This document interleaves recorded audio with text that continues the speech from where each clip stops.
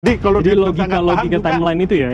Ini logika anak kecil aja gitu loh, ya kan? Jadi Mas Roy, grup Anda siapapun mau bilang apa? Menurut saya fakta-fakta, data-data, kami orang hukum mengatakan nol besar. Nggak bisa maju.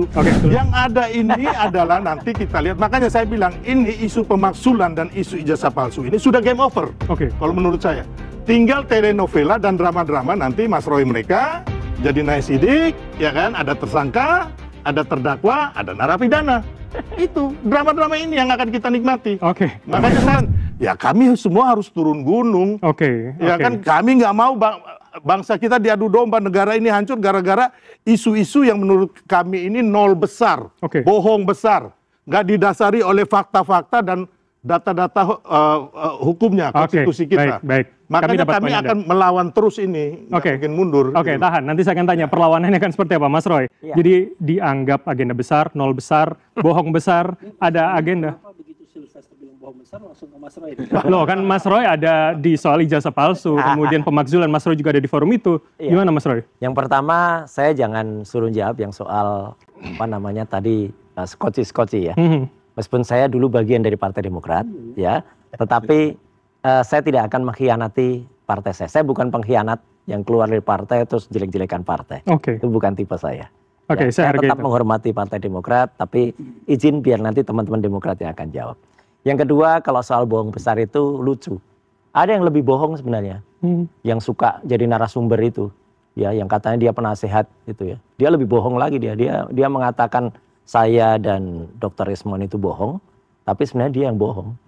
Ada. Kami itu tidak bohong. Ada telaah ilmiahnya, ada jejak digitalnya, ada ilmiahnya, dan itu benar-benar bisa diuji. Yang namanya ilmu pengetahuan itu siap diuji dengan ilmu pengetahuan. Jadi kalau ada agenda besar, walaupun ada bukti-buktinya, Anda menganggap itu bukan suatu agenda besar yang mana? Ya, agenda besar yang mana? Jadi artinya orang yang bilang agenda besar itu dialah yang menciptakan itu. Ya, dia sendiri sebenarnya yang baperan. Dia sendiri yang sebenarnya sudah tidak percaya diri. Dia sendiri yang sebenarnya pengen ikut cawe-cawe. Ya, meskipun seharusnya sudah selesai, sudah harusnya ngomong cucu, tapi kemudian masih aja ikut cawe-cawe. Maksud Anda adalah? Dengan statementnya tadi, bilang saya akan ikut bantu. Namanya di dalam internalnya sendiri aja bergejolak, ada yang pro, ada yang kontra kok. Gitu loh. Jadi artinya kan sebenarnya dia itu ya belum tentu disetujui, ditolak juga masuk partai itu kan, meskipun saya bukan orang partai lagi. Itu biar urusannya partai-partai lah. Itu udah anu lama, sejarah lama bagi saya. Tapi artinya apa yang kami kemukakan, apa yang saya, Dr. Ismon, Dr. Tifa sampaikan, itu adalah uji telaah ilmiah dan full science. Kalau memang orang tidak mengerti, ya mungkin bahasanya itu nol besar, bohong besar, ya saya memaklumi lah. Saya memaafkan orang-orang yang tidak mengerti ilmiah kayak gitu.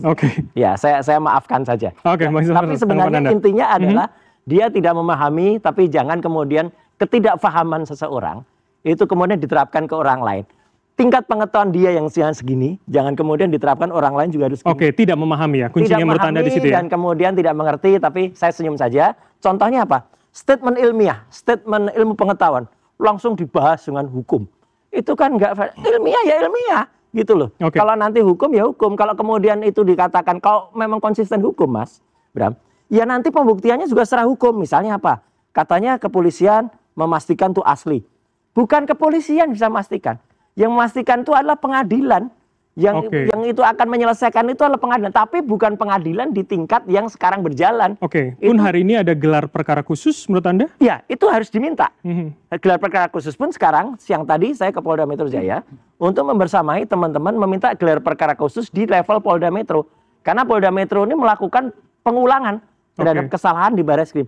Artinya, yang harus sampai ke pengadilan, itu adalah yang ada di Bareskrim. Di sana itu tadinya penyelidikan, kemudian kenapa tiba-tiba dihentikan padahal itu tidak ada aturan penghentian di level penyelidikan, harusnya di level penyidikan. Jangan tiba-tiba curang, ya, kemudian licik kalau menurut saya, ya, di sananya mau dihentikan karena tidak mau itu sampai pengadilan, padahal kan ada yang berjanji itu. Kalau sampai di level pengadilan mau ditunjukkan. Lah ditutup sendiri, kemudian di Polda mau dijalan. Padahal yang di Polda ini harusnya, Mas, ini karena orang nalar, kalau orang punya otak dan punya waras, ya, ini harusnya nunggu dulu sampai yang di level Bareskrim itu sampai inkrah, ya, sampai level pengadilan itu terbukti asli atau palsu. Kalau asli di pengadilan, kami terima kok. Oke. Karena di pengadilan itu nanti akan fair. Ada ahli dari sini, ada ahli dari pihak kami bertarung dengan Dan semua fair, terbuka untuk publik. semua terbuka. Tapi kalau di sini harus sampai pengadilan, statusnya udah beda. Oke. Di sini oke. itu tidak Kami ada tangkap lagi pesan Anda. pembuktian. Gitu. Oke, Bang Sylvester, komentar Anda. Nih, Ya. Mas Roy ini debat di TV lain, tapi curhatnya di sini. Oke, ini menarik ini. Oke, Dan itu menjadi saya poin mengambil menarik. statement dari podcast lain. Jadi Bang Sylvester, tanggapan ya, Anda dulu. jadi makanya saya bilang tadi kenapa nol besar, Bang? Karena yang diteliti oleh peneliti, jadi Mas Roy ini kadang bisa jadi peneliti, penasihat hukum, semua lah bisa ya. Tapi intinya bahwa yang diteliti itu hanya digital, Oke. bukan ijazah original, analog, otentik, asli, atau yang palsu. Mhm.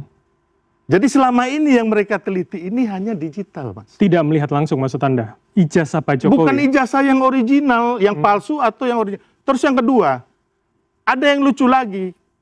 Ya kan? Teman-teman ini kan menggugat UGM. Jadi intinya UGM yang dituduh memalsukan. Sebelum tahun 2005. Gak pernah ada tuduhan itu. Enggak. Oke. Loh, makanya ada gugatan, Mas. Logikanya ada gugatan di PN Solo dan PN Sleman. Itu loh ya.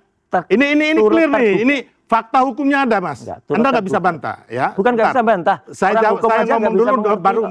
Mas Roy. Itu turut tergugat bantah. itu bukan yang digugat. Mas Roy, nanti abis itu Mas Roy bantah ya. Ya. Biar saya bicara dulu. Orang hukum nggak ngerti hukum. Oke, Ya, tahan dulu. loh. Silakan Turut Mas tergugat Sylvester. kok digugat tuh loh. Ya, nanti. Iya. Nanti ya. Oke. Jadi intinya Silakan, Mas Bang. Roy, ya kan, bahwa teman-teman ini, ya kan, mengatakan bahwa ijazah itu makanya mereka sampai mengeruduk UGM segala. Tahun 2005 dipalsukan. Tiba-tiba lagi muncul Bitor, ijazah ini dipalsukan di Pasar Pramuka tahun 2012. Bukan hanya ijazah, mungkin akte kelahiran, segala macam kecuali SKCK ya, untuk Pilgub Jakarta. 2012. Mhm. Nah, ini kan hal-hal yang menurut saya nggak masuk logika dan nalar, ya kan? Nah, memang kembali lagi, saya sepakat bahwa nanti yang memutuskan pengadilan, gitu loh. Tapi kembali lagi kan UGM yang mengeluarkan ijazah sudah mengatakan asli, Oke. termasuk Bareskrim, ya kan?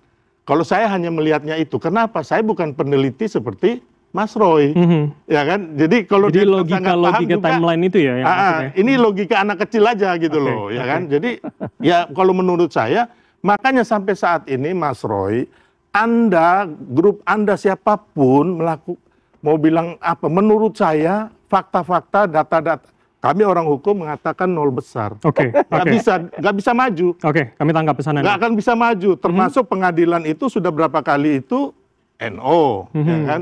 TPUA yang di Bareskrim juga kemungkinan besar ya pasti selesai. Jadi menurut Anda tidak perlu ke pengadilan sebetulnya? Yang ada ini adalah nanti kita lihat. Makanya saya bilang ini isu pemaksulan dan isu ijazah palsu ini sudah game over. Oke. Kalau menurut saya. Tinggal telenovela dan drama-drama nanti Mas Roy mereka jadi naik sidik, ya kan? Ada tersangka, ada terdakwa, ada narapidana. Itu drama-drama ini yang akan kita nikmati. Oke. Makanya saya sekarang santai-santai gitu loh. Santai ini bos. Karena saya lihat ini udah ada nih.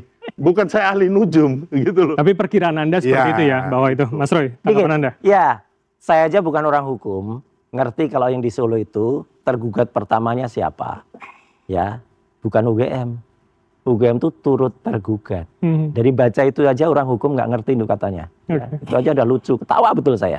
Ya, saya bukan orang hukum loh ya. Saya aja bisa mengerti yang dimaksudkan Pak Dr. Taufik itu yang digugat siapa. Satu, tidak pernah ada kami itu menuduh UGM itu pembuat ijazah palsu. Enggak.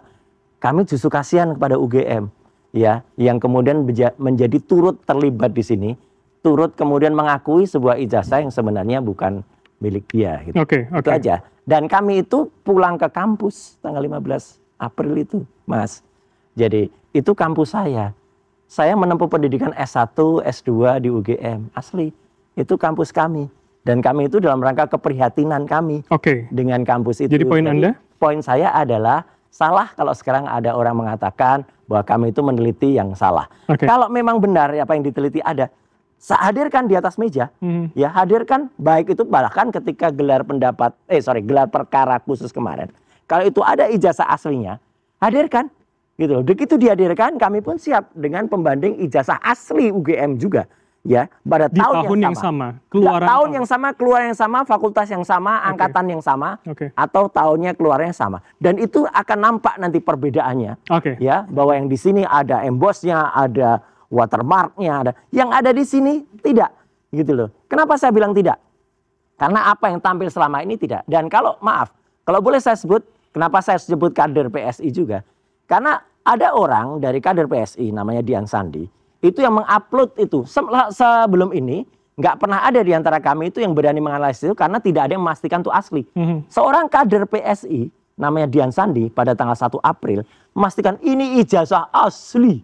Nah, padahal itu kalau kita lihat, nah ini beda ini. Jadi rujukan Anda salah satunya adalah postingan itu ya? Betul. Jadi postingan itulah yang membuat kami mengatakan tidak asli. Kalau memang ada yang asli analognya, keluarkan. Kalau sampai sekarang Anda nggak pernah keluarkan, ya itulah yang nol besar. Jadi gini, Anda nggak bisa unggahan saudara Sandi itu menjadi patokan, Mas. Anda nggak bisa berkelit dari hukum ini. Nggak.